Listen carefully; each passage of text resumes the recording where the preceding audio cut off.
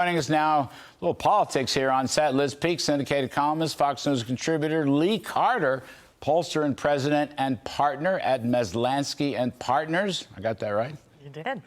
And Rich Lowry, editor-in-chief of the National Review. Lee Carter, Trump woke, no longer very popular. Two genders, also very popular. Stuff you took away from his speech on Tuesday night. What else did you read in that speech? What else did you poll? The whole speech was absolutely phenomenal from the perspective of Republicans and independents. They gave him credit for everything. They were happy to hear him talk about the price of eggs. They were happy to hear him give it back to the Democrats and say, you know what, you should be standing right now. They were happy about the things that he covered. They were happy about the explanations. They were happy when he was talking about the 13-year-old who overcame brain cancer and became an honorary Secret Service. They were happy. They were excited. Democrats, on the other hand, were completely defeated. It wasn't that they were angry. It wasn't that they hated what they said. They just knew they were resigned and that it was a bad night for them. Across the board, I tested this with them. They were just flatlining the whole night because they knew they looked bad in the audience, but they knew that Donald Trump was winning. And unfortunately for them, they just had nothing to do about it, and they're just resigned. They didn't like the auction paddles? Oh. Those didn't pull well? No, they did not. They did not. It's very, very mean girls. But on this point, they looked bad. They looked bad. No, they looked worse as the speech went on. In other words, here's Trump having a very good time. Mm-hmm. You could tell. He's a happy. This guy's a happy camper, right? He's been a happy camper for quite some time. Yes. That's point number one. Point number two, some of the guests that he introduced, including the kid's going to become the head of the Secret Service, all that. Very clever and wonderful and humane. And happy. But the Democrats couldn't smile. They couldn't be happy at it. So that made them even more morose. Then their ringleader, that dummy from Texas, what's his name? Green. He gets thrown out like he should have been thrown out. That made it even worse for them. In other words, I'm saying they were sinking deeper into their chairs as Trump went on for 100 minutes. And they couldn't wait to get out of that room. Right. We set him up. The whole line is, watch, they won't applaud anything, no matter how great it is. Right. And what do? They don't applaud anything, no matter how moving it is, no matter how great it is. And they start out with this shocking spectacle, the worst breach of decorum we've ever seen in one of these speeches, a 77-year-old man waving a cane and having to be expelled. So you're the Democratic Party. That's the exact image you don't want. So, look, they're going to be in the wilderness for a while. They're not going to like this speech. Just applaud when they're actually things that all Americans support. It's derangement syndrome. Come on. It's a deep derangement. I appeal to you. Look, you're human. If you were there, all right, I don't care what Democrat or Republican, and you see these guests and their great stories and hostages and the Butler Field rescue and the Secret Service and this kid and the other one going to West Point.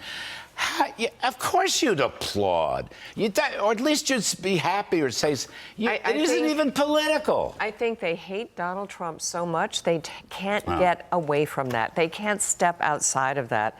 And boy, the feedback on this and their behavior has been absolutely horrible. I mean, we're not the only people who recognize their lack of humanity, their lack of compassion. And by the way, Mark Foley, a hostage returned from Russia, and they can't applaud that. This 95-year-old mother. It's ridiculous. I mean, So, they look incredibly stupid, but it's just one of many problems right now. They have no message. They have no leader. Nancy Pelosi, for all that she's a terrible leftist or whatever, the truth is she corralled these people pretty successfully for a long time. Hakeem Jeffries is not the Nancy Pelosi, and I think this is a huge problem for them. Democrats need everything. They need an anti-anxiety pill or something. I mean, that's the whole party is on hold with nothing but glumness and moroseness and meanness. I mean, it's becoming mean. There's no connection to the American people. And that was demonstrated during the election. We saw that they were completely out of touch with what American people are looking for. They're looking for answers on the economy. They're looking for answers on immigration. They're looking for a return to common sense. They're looking for all of these things to come back, and Democrats completely denied it.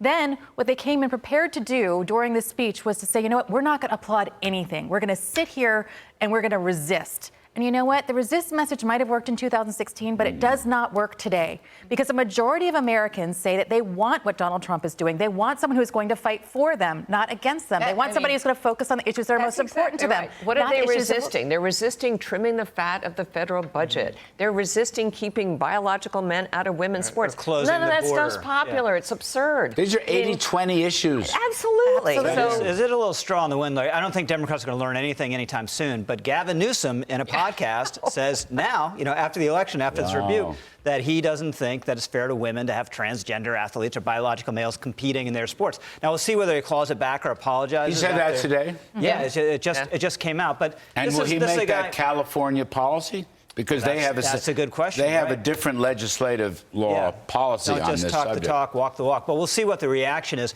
But that's a sign he's at least a thinking politician who realizes they're on the wrong side of an 80-20. I said this the other night. I don't mean to interrupt. I'm just saying. Do you remember the sister soldier phrase, Bill Clinton's sister soldier moment, when he came up against this crazy singer who said we should be killing white people and stuff? They need I'm just tossing it to either of you.